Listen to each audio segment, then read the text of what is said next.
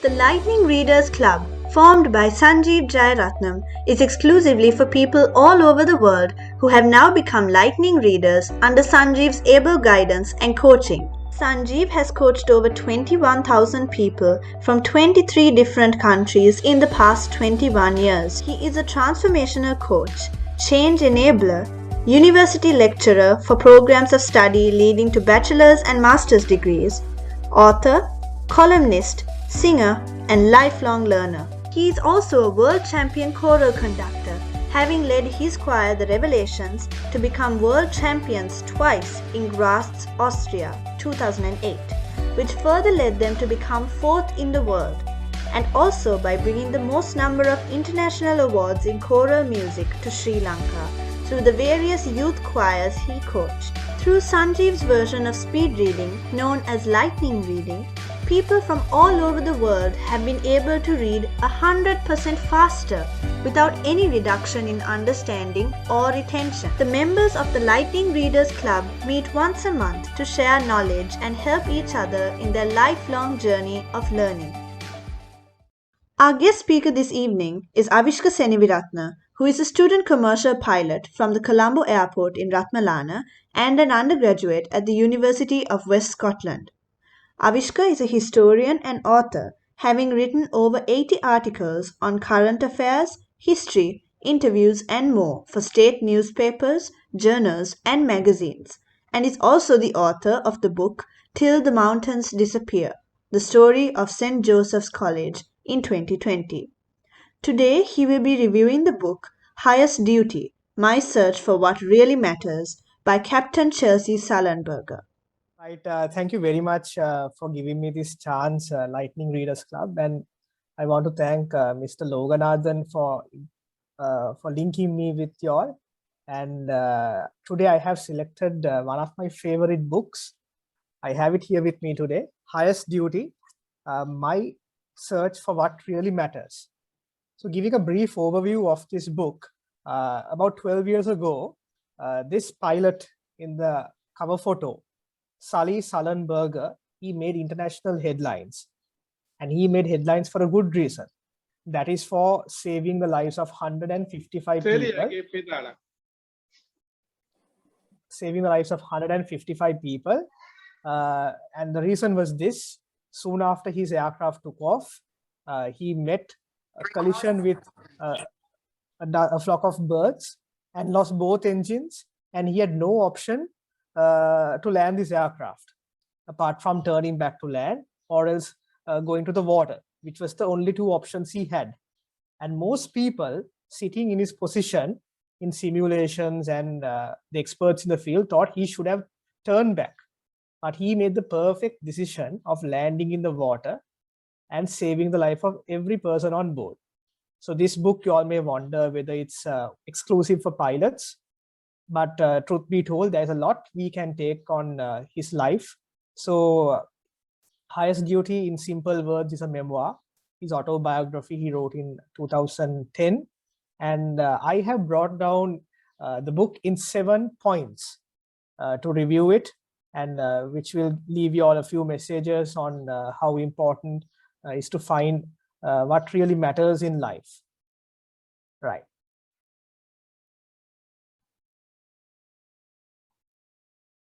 Highest Duty is not exclusive for pilots or aviation buffs. It outlines some rare ingredients in finding what really matters in life. Now, most of us are in this group. There are young people, there are people in their middle age, young adults, people who are elderly, if the society calls them that name. We all look for what really matters in life, for what is our purpose. And some of us have found it, some of us haven't.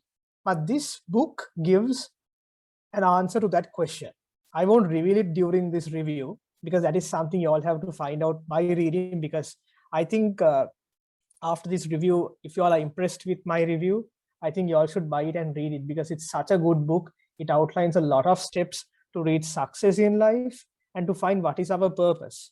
And it doesn't just mean that having good experiences, winning all the time gives us the purpose in life, but it also means the bad experiences, our failures, and lots of other downfalls gives us enough experiences to make a perfect decision at the most pivotal moment. And that is exactly what happened to Sully in that particular accident I mentioned in the at the beginning. So I have taken a quotation from from the civil rights activist, late Rosa Parks. What really matters is not whether we have problems, but how we go through them. We must keep going on to make it through whatever we are facing. Now, a brief word about the two authors. I forgot to mention there are two authors of the for highest duty. One is the main author, Captain Sully, and a co-author, Jeffrey Zaslow. So Captain Chesley Sully Sullenberger was an airline pilot for US Airways and a safety expert, and has served as an instructor and an Airline Pilots Association safety chairman and accident investigator. A native of Texas, Sully now resides in California with his family. The co-author Jeffrey Zaslow was a Wall Street columnist and co-authored the #1 international bestseller, The Last Lecture, which has now been translated into 46 languages. Unfortunately, he passed away in 2012 in tragic circumstances. Speaking about international bestsellers, Highest Duty is a New York Times bestseller in the year 2010, and it was widely read, and there are a few translations of this book, and that explains how much it had been appealing for the masses worldwide. Now, the first message, or the first point in my review from this memoir is that this particular pilot, Sully, he chased his childhood dreams and he achieved them. Now, he was born in 1951. This was just after World War II, and the world was booming with aviation. In simple terms, we had so many aircraft during the war, and after the war was over, there was no purpose. But the purpose changed from military to commercial, and people saw the evolving of aviation. And he was growing up in America, where the most sophisticated airline manufacturers were there. He saw aircrafts going up on his house in Texas. And mind you, he was coming from a very, very humble, ordinary background, and he couldn't afford what he was passionate about. And at the bottom, I have said, Sully discovered his passion for flying at the age of 5 and turned it into a career. Now, how he turned it into a career, that is explained in the first few chapters in the book. He first saw aircrafts going on top of his house, and he collected necessary money, necessary instructions from working various kinds of odd jobs. And now you can see a photograph on the left side that is taken in the year 1969. Sully is the young pilot over there. He's just 16 years. And this is the day he got his first basic license. Now, I am also a license holder of this license, and I know how difficult it is to get that. And talking of his circumstances, it was very difficult. So pushing on his passions, dedicating himself, he was able to come to that stage. And the first opportunity he got to convert his passion into a career was enlisting in the Air Force. He got the opportunity. He knew that airlines don't take people so regularly, and Vietnam War was going on in the world at that time. I'm not going to talk about Vietnam War, but long story short, it was a very dangerous war, and pilots were high in demand. And Sully was immediately taken to the squadron in US, and he graduated very successfully. And in the book, it's clearly shown that he was a very talented pilot who knew skills, who knew all the aircraft inside out. And finally, he got the chance to make this his career. And after he retired from the Air Force, he joined an airline, and he completely converted his passion into a career. Now, the second point, his work was what he enjoyed most. Hence, he never lost his optimistic approach. Now, most of us do our jobs, our occupations for various reasons. It can be for cost-driven reasons. It can be for monetary reasons or the lucrative rewards we get, the people we meet, the traveling, and whatever which is appealing to us. But for Sully, if you read the book, it will be quite evident that he did this job as a pilot because he was so passionate about it. And I have shared a very classy definition about his job, which Sully had said in page number 18 to 19. And this definition is coming out from a person's heart, from his experiences. And now he's writing his memoir here, and people might think it's a good chance to exaggerate his life and so on. But truth be told, I did a little bit of research on what his colleagues said, and they have always told that he was a pilot of this nature. So people over here, you all may wonder what piloting is. This is the perfect textbook definition for who a pilot is. So I will directly quote it from page 18 to 19. Being a pilot, this is what Sully says, being a pilot has a tangible end result that is beneficial to society. My job is to reunite people with family and friends, to send them in long-awaited vacations, to bring them to loved ones' funerals, to get them to their job interviews. And by the end of the day, after piloting 3 or 4 trips, I've taken 400 or 500 people safely to their destinations.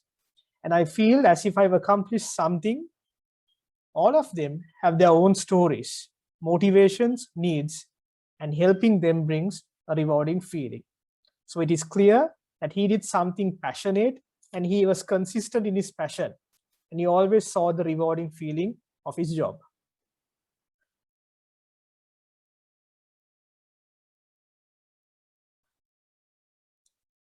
The third point I will draw my attention is Captain Sully never stopped learning and modifying. And something which I strongly believe is the moment you stop learning, you become outdated. Now, this man came to the pinnacle of his career at the age of around 30 years. And many people, when you come to the top of your job, we tend to think that learning, updating ourselves is not necessary. But Sully's case wasn't as such. When he saw that something wrong happens in his approach in flying an aircraft, in the industry, without turning a blind eye on them, he safely analyzed it. He took notes, and it's all said in the book in a very elaborate fashion on how much meticulous he was on these features of studying his own field over and over and improving himself. And let's say now, something which happens in the aviation industry quite often is a plane crash. It happens 1 in a million cycles, but it happens. And many people, we join in the grieving communities worldwide, and we never learn what was the cause and what happened. But Sully, when he was a young pilot, during the Air Force itself, he studied these cases. He made notes, he did presentations, and he made sure that this will not happen to him and his colleagues. And not just incidents or accidents, he did further research beyond the physics of the aircraft. He went the extra mile than what is required. And knowing more about what you're doing is no danger. And he knew that. So I have brought down 3 simple points about Sully. He never stopped reading, Sully never stopped learning, and he researched extensively.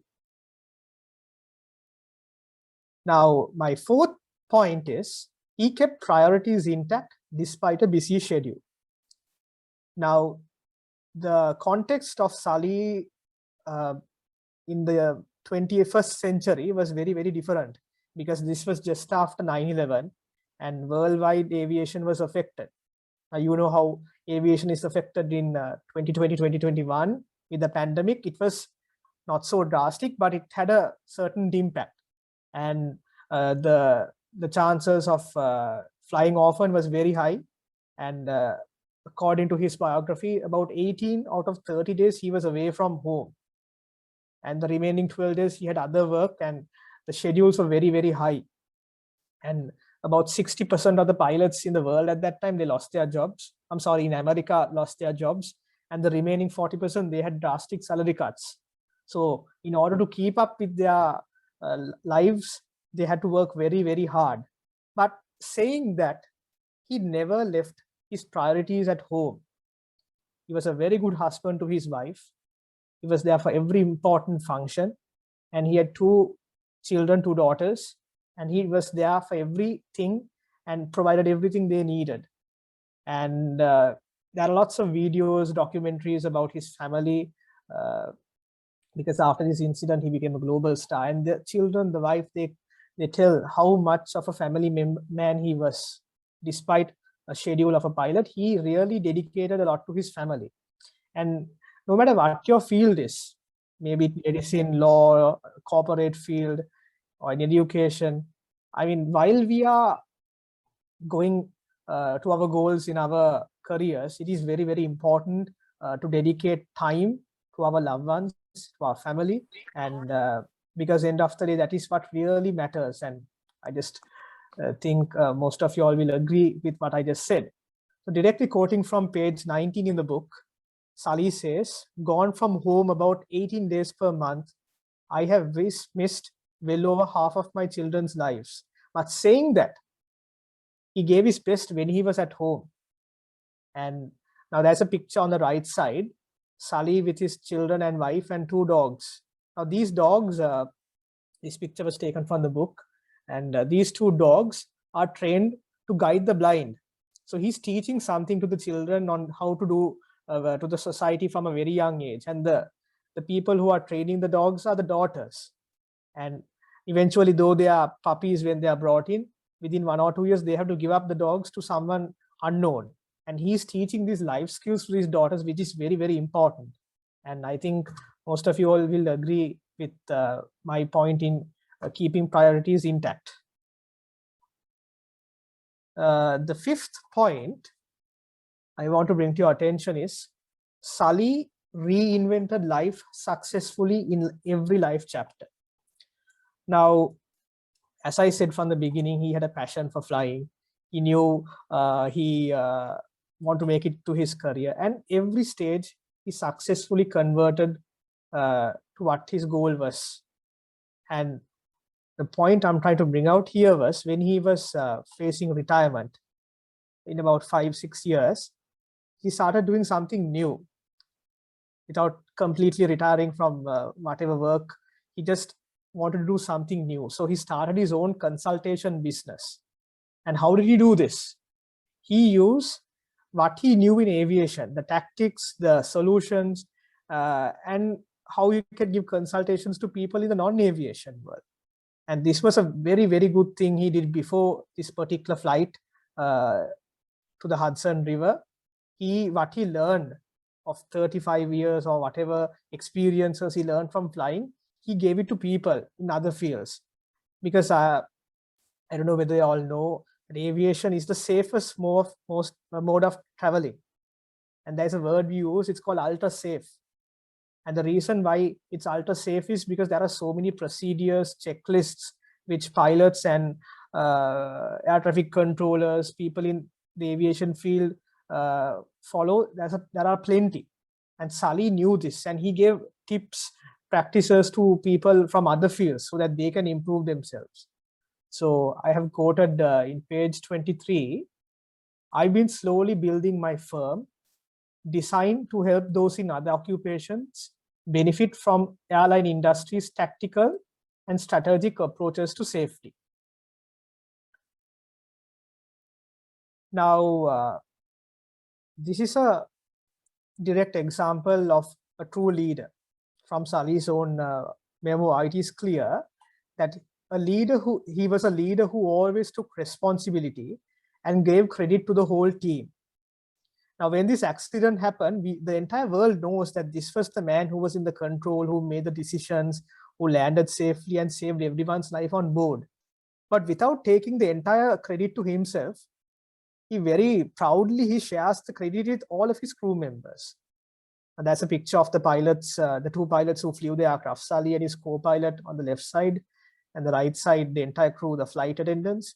In the book and in other interviews, he repeatedly mentions that these are the people who saved the lives of all souls on board that day.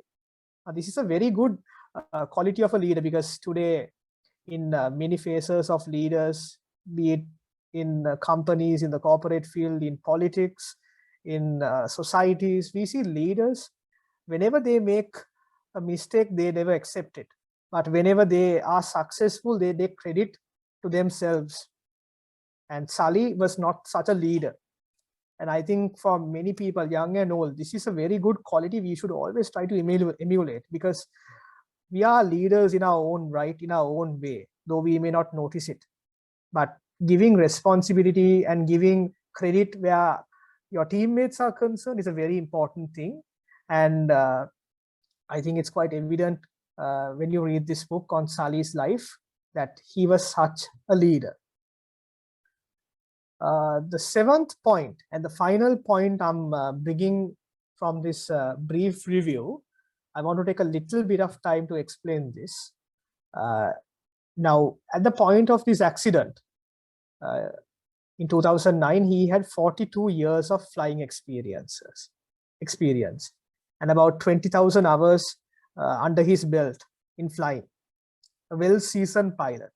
And if you read the book, you will find out he had a lot of tragedies, a lot of setbacks, and so many good things as well, just like any other life. But these experiences enabled him to make a perfect decision at the right time, at the most necessary time in his life. And this was when the bird strike his engine just after takeoff at 3,000 feet. And he had just two options. I told it in the beginning, either to turn back or to land in the water, the Hudson River. So before continuing what I was trying to say, I just want to read along the lines. A long seasonal career with good discipline, morals, and skills enabled him to make a perfect decision. A decision which saved 155 lives, a decision which summed his career, a decision which made him a global hero.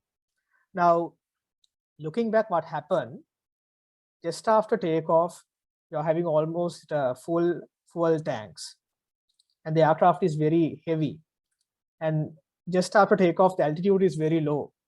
And once you do a little bit of research, you will find out the position where this accident happened and the runway and the airport was just 7 kilometers. Now, 7 kilometers may sound a lot of distance for us, but in terms of flying, that's about 1.5 to 2 minutes of flying. And he safely analyzed it, and he knew if he turned back, he has no chance of making it. The people in the aircraft may die, and also the people in New York City will also die, similar to 9/11. He knew that. And when everyone else said, listen, you have to turn back, you have to continue this flight in the standard way, he said, no, I'm going to land in the water. And these type of aircrafts, which we usually fly in commercially, are not meant to land in water. And he made a perfect decision by, because he had a few decisions left, he completely relied on his gut feelings, his experience, and he brought down the speed so that everyone on board can have a smooth landing in a level which is not meant to land. And he did that, and he saved everyone's lives on board. And that comes with experience. And I think Sully finally gives a conclusion of what really mattered to his life was making a final perfect decision after a lifetime of experiences.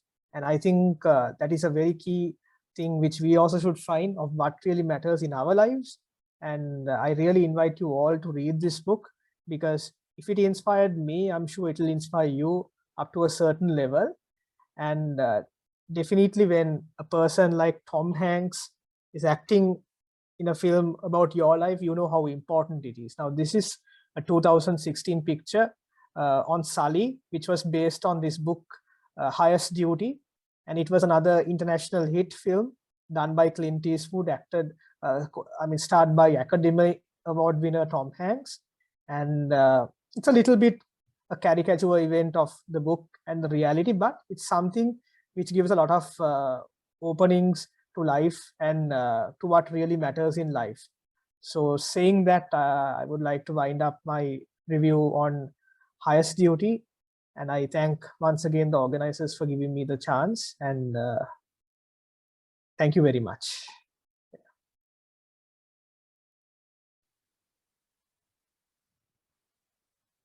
Thank you so much, Avishka. That was quite an eye opener. I didn't realize that there was a film also related to this book. Super. Thank you very much. I really enjoyed that summary.